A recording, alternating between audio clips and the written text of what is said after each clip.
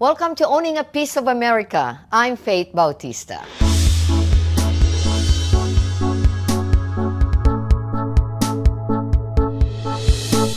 In a recent focus group study conducted by the Pew Research Center in 2021, Asian American participants shared their experiences of navigating their identity in a country where the term Asian often carries preconceived notions about their ancestry, behavior, and appearance.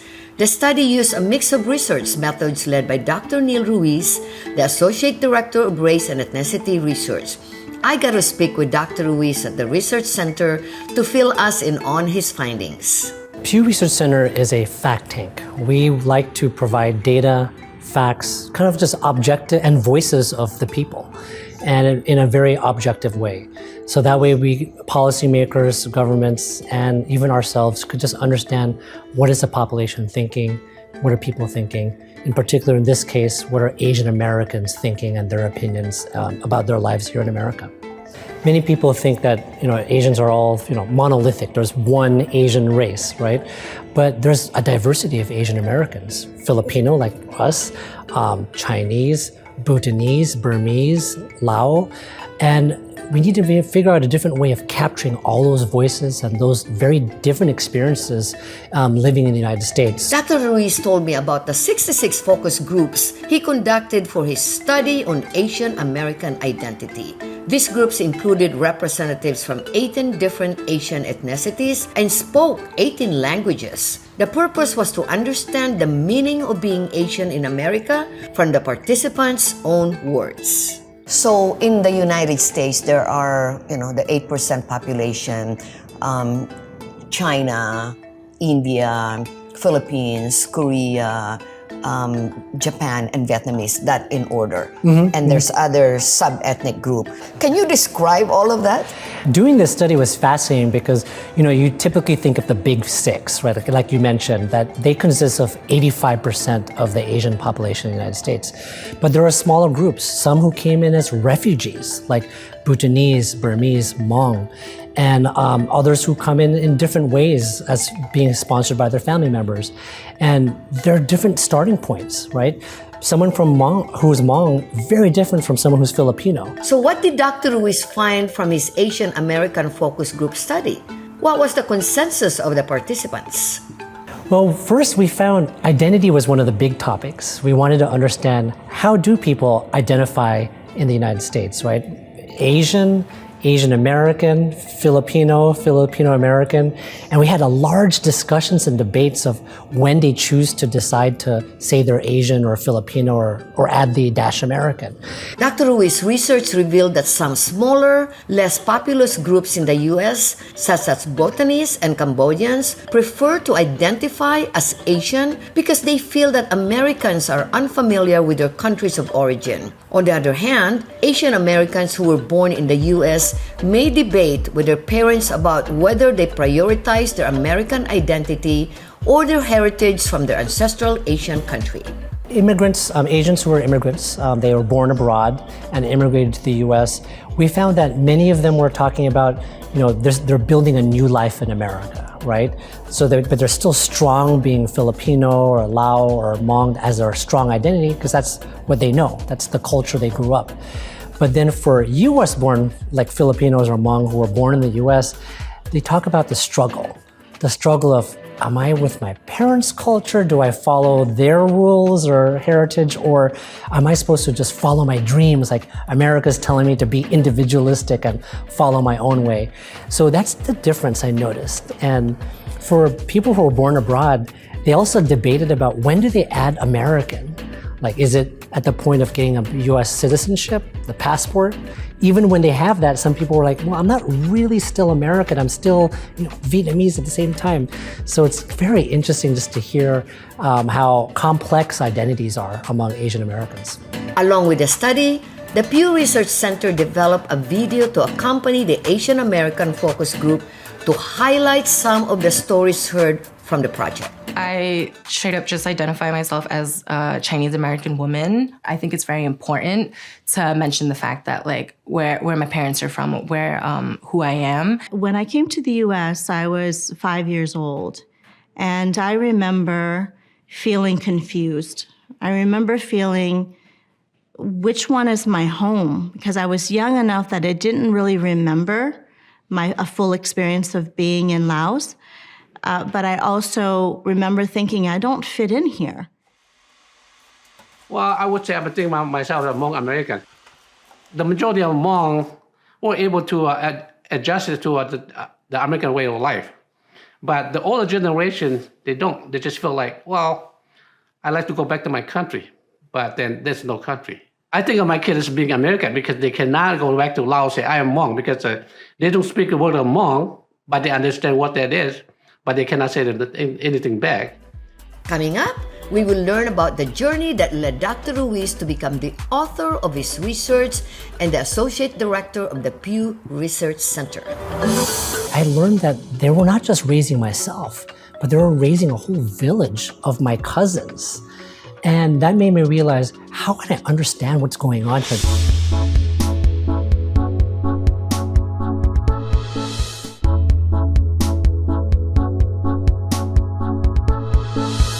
Dr. Neil Ruiz, the head author of this publication and a senior manager at the Pew Research Center, conducted 66 focus groups as part of the center's efforts to gain a deeper understanding of Asian American experiences.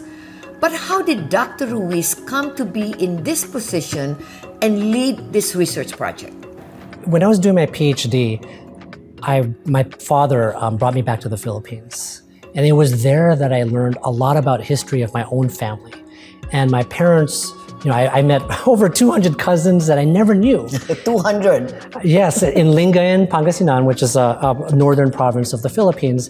And it was really fascinating to realize many people were going up to my parents saying, you know what, thank you. They were thanking my parents every time I was there because they were thanking them for raising them, giving them educational tuition. So I learned that they were not just raising myself, but they were raising a whole village of my cousins. And that made me realize, how can I understand what's going on here? There's a dynamic with Asian Americans who are immigrants, as well as their families who are, back in the origin nations.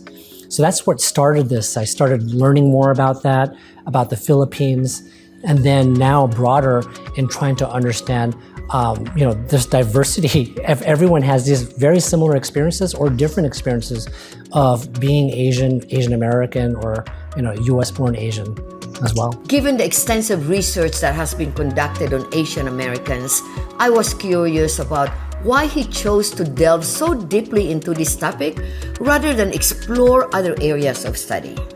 Why did we study on Asian Americans rather than political views? So we did talk about politics a little bit. You can't hide politics, right? But we really wanted to get deeper in terms of identity, issues of discrimination, how Asian Americans are dealing with being discriminated, as we know, with the rising anti-Asian hate. And then what does it mean to be home in America? I wanted to concentrate on that because I think the American public may not understand, there's a kind of idea that Asian Americans are foreigners. A published study by the Center for the Study of Hate and Extremism found that incidents of hate against Asian Americans rose by over 339% during the pandemic, including verbal harassment and shunning. These actions may stem from the harmful stereotype of Asian Americans as perpetual foreigners, despite their significant contributions to society. It is important for the nation to implement a comprehensive plan to address and reduce the trauma experienced by Asian Americans at the institutional, interpersonal, and individual levels, and to address the diverse concerns of Asian American community groups. Dr. Ruiz and Pew Research Center are strongly dedicated to that cause. What do you want to get out of this? What do you want to see? What do you want changes to make? Policymakers, government officials, business leaders, civic organizations don't have enough of data on our population. And you can't make decisions without good, objective data. So that's the point of doing this, because we really need to understand who they are, how they're building their lives here, and what are their struggles and challenges. Without that, without a baseline understanding, it doesn't matter what political view you're coming from, there's just no way of making great decisions. So I think Amen data to is that. important. A model minority was a term first used in the 1960s to refer Asian Americans who were seen as having achieved socioeconomic success despite facing discrimination. However, this can be problematic because it can oversimplify the experiences of a particular group and reinforce harmful stereotypes. It can also obscure the challenges and barriers that many members of these groups continue to face, and it can create a false sense of superiority over other minority groups. That is why data in-depth research and studies are important tools for acknowledging both challenges and successes in all communities and for finding better solutions. And I'm so glad with the Pew Research Center that can really identify the problem, and now it's up to us to bring up the solutions. And give me at least 2 solutions that you would like to see from that research that you've done. I think that there needs to be more in-depth studies. I think this is just the beginning, right? We need to have more surveys and more statistics about the population, especially disaggregated, meaning by Asian origin groups. Because I think a lot of people always look at just the aggregate data about Asian Americans, not understanding there's a diversity of experiences that are different. I think that's important. So I think those are the kind of the main thing, really understanding the diversity of the Asian American experience. Well, thank you so much, and thank you also for visiting Oxnard. You just told me that you visited your parents, you went to Island Pacific Supermarket, go back to your roots. So Thank you so much, Dr. Ruiz. Thank you. Stay tuned for Sonali Chandra coming right up.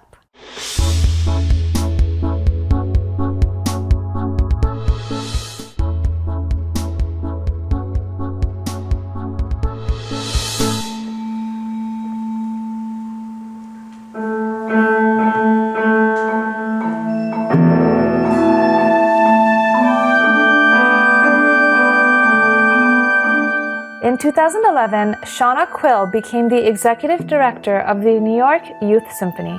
Under her guidance, the New York Youth Symphony has broadened its reach into the community through collaborations with the Harmony Program, Youth Orchestra of St. Luke's, Orpheus Ensemble, and many others.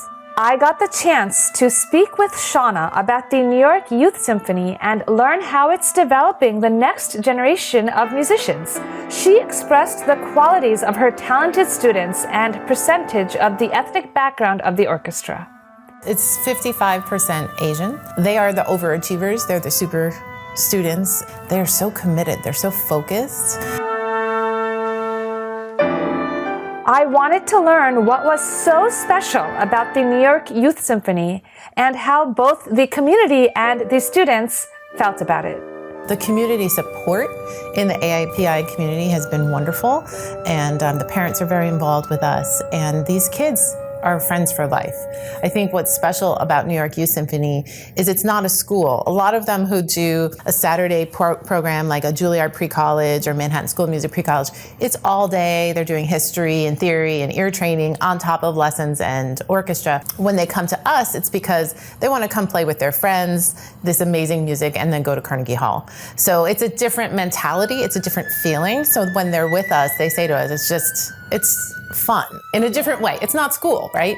So I feel like we get the best of them. I was curious to learn about the student selection process. So people sign up to apply, and we recruit, obviously, from teachers. We have good relationships with a lot of the teachers in this area. Actually, there are a couple in New Jersey who are phenomenal artists themselves, and I think one has about 10 or 11 in the violin section. They're supporting them in such an amazing way, and they know us, and they recommend us to people. Shauna mentioned how the symphony supports their new students by offering scholarship money, application fee waivers, and giving kids money for instrument purchases, travel allowance, and mentorship fees. We do have a registration fee, but we give out so much scholarship money and application fee waivers, and we support kids with fellowships. We give some students who apply $5,000 to cover the cost of an instrument, the cost of lessons, transportation, whatever they need, plus a mentor. The mentoring is, I think, a key component of this. We have a lot of families who don't come from a musical background, scientists and doctors and lawyers, and so but their student has this gift, and so when they come to us, they need help. And so we do a lot of all program workshops on how to apply to a college or a summer festival, or what is the process for, having a career in the arts? What does it look like? What are careers in the arts? I was curious to know how these scholarships worked. How do these students get scholarships? Sure. So colleges love our students. They want our students to go to their colleges because they know how talented they are. And so they ask to come in and talk to our students. I see. Almost every week, someone's calling us. So to organize them, we now do Zoom calls with both parents and students where the recruiters come and tell about their program. And there are certain schools where I know there's scholarships available, and so I advise the parents on that. I know that every year we get 1 to X. I'm not going to name the schools, but I know where the scholarships are, and I know how often they give them to our students. So I really do push those.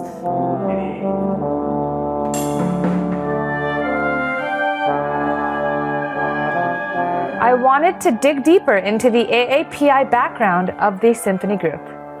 You mentioned earlier that 55% of the symphony students are Asian. How did that come to be? Sure. Well, I do think that culturally, classical music is important in the AAPI community.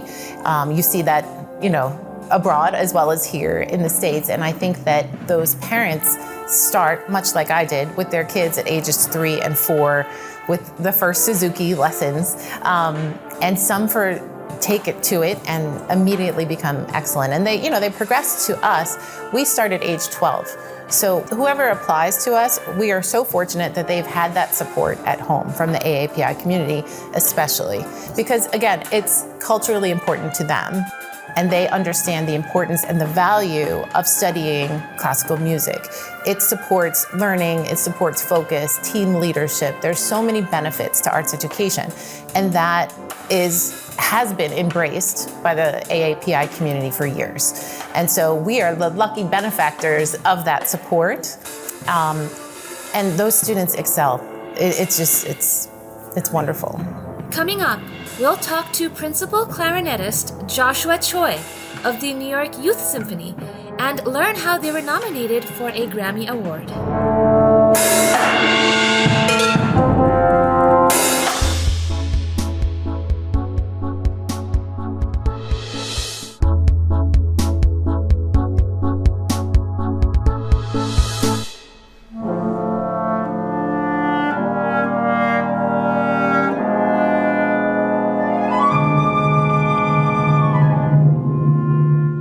Are nominated for a Grammy for Best Orchestral Performance. It's the first time a youth orchestra has ever been nominated in this category. We are over the moon. This just happened, and the excitement amongst the students, amongst our staff and our board is just through the roof. I also spoke with Joshua Choi, a principal clarinetist in the New York Youth Symphony and a participant in the New York Youth Symphony Chamber Music Program. He shared his thoughts on what it means to be an Asian American in the group. It's very special being able to show that I'm an Asian American, being able to do these great things with such great people. I think it really gives an opportunity to shine a light on Asian Americans. So yeah.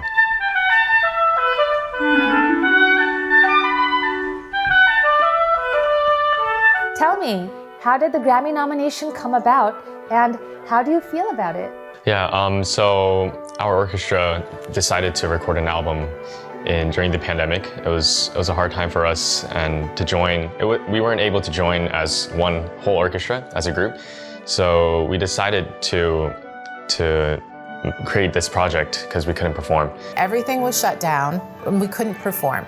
But we wanted to keep students engaged because social emotional well-being of our students was very important to us. I was coming back from class actually, from school, and I was scrolling through Instagram and I saw that our organization posted that we were nominated for the Grammy.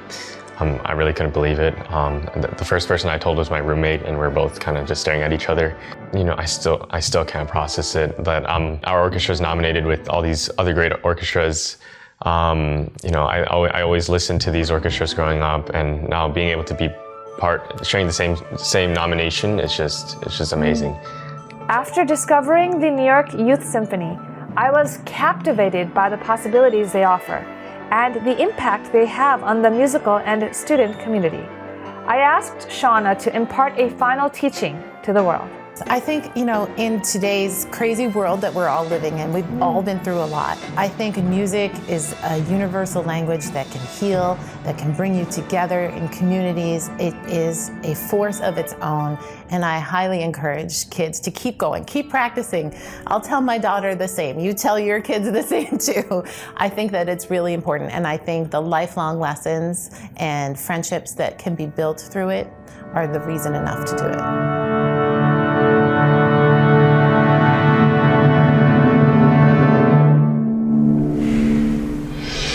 Can you talk about Covered California?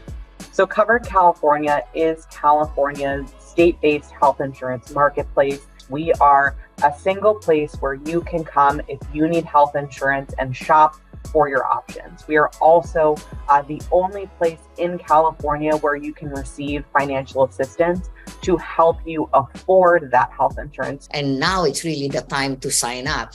Are you still seeing people not signing up? First of all, it is open enrollment, so now is the time to enroll. If you are going without coverage, take the time to explore your options. We are in open enrollment until January 31st. And we do know that there are Californians who are going uninsured, and we do know that there are Californians who are eligible for significant financial assistance who are going uninsured. In fact, we estimate there are over 1 million Californians who are currently going without health insurance coverage, who are eligible for either low or even no cost coverage. Over 11,000 certified enrollment partners, both insurance agents, but also community-based organizations who are in these communities, in all of our communities. If the goal is every Californian should be insured, we have to go to where they go to. Now is also the time to enroll in coverage. Open enrollment goes through January 31st. So this month is when you need to enroll if you're going without health insurance coverage. And to do that, visit us at coveredca.com. We are here to help you enroll however you would like and in whatever language that you need. Thank you for tuning in to Owning a Piece of America. I'm Faith Bautista. Take your piece.